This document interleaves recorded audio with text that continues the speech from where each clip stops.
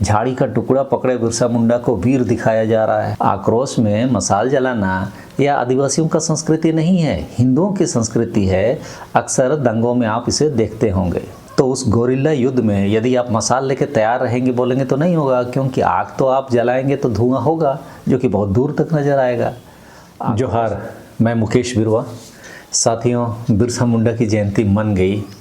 कुछ लोगों ने इसे साधारण रूप से बिरसा मुंडा की जयंती के रूप में ही मनाया और भारतीय जनता पार्टी और भारत सरकार की ओर से जनजातीय गौरव दिवस के रूप में मनाया गया। दिल्ली में सराय काले खां चौक को बिरसा मुंडा चौक नाम दे दिया गया, यानी सराय काले खां को विस्थापित करके बिरसा मुंडा को वहां पर स्थापित कर दिया गया। अब सराय काले खां को ही क्यों विस्थापित किया गया, ये आप समझते रहिए। मैं यहाँ वीडियो उसी कड़ी में आगे बढ़ाने के लिए बना रहा हूँ कि किस तरह बिरसा मुंडा का हिंदूकरण का प्रयास बहुत तेज़ी से हो रहा है। साथ ही बिरसा मुंडा एक आदिवासियों के वीर पुरुष के रूप में माने जाते हैं आदिवासियों के बीच में, लेकिन सरकार आपको क्या समझाना चाह रही है इसे भी मैं यहाँ बताने का प्रयास करूँगा। आप यदि गूगल करेंगे तो जो फ़ोटो सामने आता है वो ये आता है। अधिकतर फ़ोटो बिरसा मुंडा हाथ में लकड़ी का एक टुकड़ा या दूसरे तरह से जो जंगल में रहते हैं उनके हिसाब से बोला जाए तो झाड़ी का एक टुकड़ा पकड़े रहते हैं और हाथ ऊपर किए हुए हैं। देखिए, हम आदिवासी हैं, हम जानते हैं कि इस तरह लकड़ी के एक टुकड़े को या झाड़ी के एक टुकड़े को कब पकड़ते हैं, जब गाय बैल चराने जाते हैं। ये बात सही है, बचपन में बिरसा मुंडा गाय बैल चराते थे। आदिवासी समाज में गाय बैल चराना संस्कृति का हिस्सा है। दूसरे फोटो में आप देखेंगे कि बिरसा मुंडा मशाल लिए हुए हैं। आदिवासी समाज में मशाल का उपयोग वास्तव में नहीं है।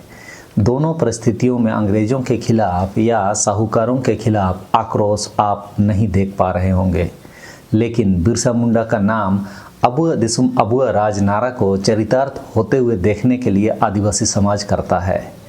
आदिवासियों का अपने अपने टेरिटरी में संपूर्ण अधिकार था और सामूहिक एवं सामुदायिक अधिकार था, जिसे अंग्रेजों ने ख़त्म करके सेटलमेंट के जरिए सामुदायिक संपत्ति को समाप्त करके व्यक्तिगत संपत्ति घोषित किया।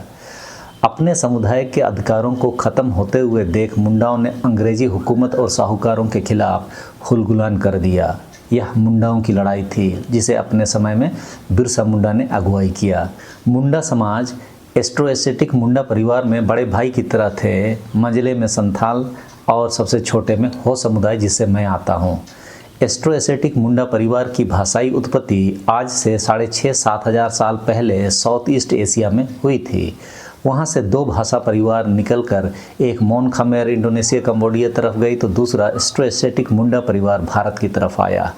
तो उसी एस्ट्रोएसेटिक मुंडा परिवार के मुंडा समाज के लोगों ने अपने सामुदायिक अधिकार के लिए, अपने टेरिटरी राइट के लिए हुलगुलान किया था। अपने सामुदायिक अधिकार को बचाए रखने की इस लड़ाई में कोई भी व्यक्ति झाड़ी या लकड़ी का टुकड़ा लेकर कैसे लड़ सकता है, या मशाल लेकर जिसे पकड़ने से आपको दूर से ही कोई भी देख सकता है। जबकि आदिवासियों की लड़ाई हमेशा आज की भाषा में गोरिल्ला युद्ध कहते हैं कि जैसे ही होती है, क्योंकि हम जंगल में रहते हैं।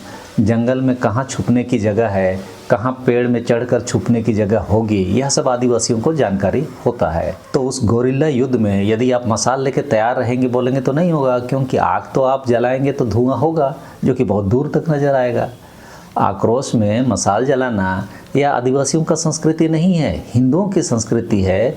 अक्सर दंगों में आप इसे देखते होंगे। एक फ़ोटो आता है बेड़ी लगाए हुए, वह स्वाभाविक फ़ोटो है, क्योंकि उन्हें जेल में जब डाला गया तो उस समय का एकमात्र ऐसा फ़ोटो है जिसे पब्लिक के सामने लाया गया। मैंने अपने पहले वाले वीडियो सब में भी स्पष्ट किया था कि जो भी मूर्तियां अभी बन रही है वे सभी मशाल लिए हुए बनाई जा रही है, जो भारतीय जनता पार्टी या उनकी सरकारों द्वारा बनाए जा रहे हैं। दिल्ली में जो मूर्ति बनाई गई है उसमें कोई दो राय नहीं, वो तीर धनुष वाला मूर्ति स्थापित किया गया है।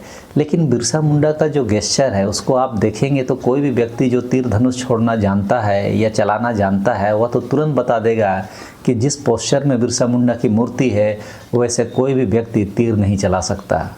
तीर अंगूठा से नहीं चलाया जाता और ना ही सब अंगुलियों से पकड़ के चलाया जाता है। उसका गेस्चर इस तरह से होता है, मैं दिखा दे रहा हूँ।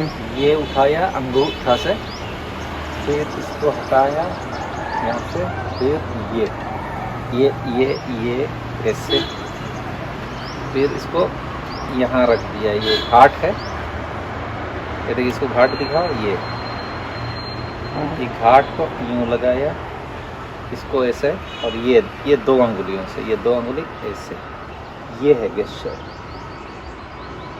ये ठीक है। और जब छोड़ना होता है तो ये हटाते हैं, यहाँ ये ऐसे रहेगा, देखो इसको देखो, ये जब इसको सेटिंग करते हैं तब इसको ऐसे पकड़ के करते हैं सेटिंग, जैसे ये ऐसे, और जैसे ही सेट हो गया, छोड़ने का पोजीशन हो गया तो यूँ या प्राकृतिक तरीके से आदिवासी जब तीर जंगलों में जाता है तो ऐसे ही छोड़ता है, चलाता है। हम लोग इन लोगों के कहानियों में अक्सर फंस जाते हैं।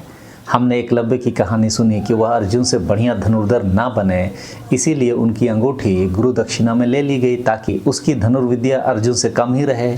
फिर ऊपर वाली बातें यहाँ पर भी साबित होगी कि अंगूठा काटने से तीर छोड़ने में कोई समस्या है ही नहीं, क्योंकि ये अंगूठा से तीर नहीं छोड़ा जाता है। तो अंगूठा कटने से भी व्यक्ति की धनुर्विद्या या तीर छोड़ने की कला हुबहू बनी रहेगी, कोई फर्क नहीं पड़ेगा। लेकिन आपके दिमाग में यह बैठा दिया गया है कि अंगूठा कटने से धनुर्विद्या आपकी पूरी नहीं मिलेगी। अंगूठा कटने से आप उतना सटीक निशाना नहीं लगा पाएंगे, यह गलत है। बिना अंगूठे के ही तीर चलाया जाता है। अंगूठे का उपयोग सिर्फ तीर को पकड़कर धनुष में लगाने तक ही है, और यदि अंगूठा नहीं है तो बाकी 4 अंगुलियों में से 2 अंगुलियों का इस्तेमाल करके तीर को आप धनुष में लगा सकते हैं। लेकिन जब निशाना लगाया जाता है तब 2 अंगुलियों के बीच में फंसाकर तीर में लगाया जाता है, तब छोड़ा जाता है। उसका मैं एक पोस्टर यहाँ अपने हाथों से दिखा दे रहा हूँ, ये रहा। आप समझते रहिए ये लोग आपको किन किन चीज़ों की शिक्षा में घुसा दे रहे हैं कि आप उसका अनुपालन करने में लग गए। झाड़ी का टुकड़ा पकड़े बिरसा मुंडा को वीर दिखाया जा रहा है, हद है। अरे गाय भैंस चराने के लिए तो ठीक है, लेकिन अंग्रेज़ों से लड़ने के लिए झाड़ी का टुकड़ा कौन लड़ता है ऐसे। तो आप समझ जाइए कि जब भी आगे आने वाला समय में बिरसा मुंडा को याद करेंगे तो तीर धनुष छोड़ते हुए इस तरह से होना चाहिए। देखिए, तो मेरा कहने का मतलब है कि बिरसा मुंडा का हिंदूकरण बहुत तेज गति से हो रहा है और आप भी उसी मुहिम के हिस्से होते जा रहे हैं।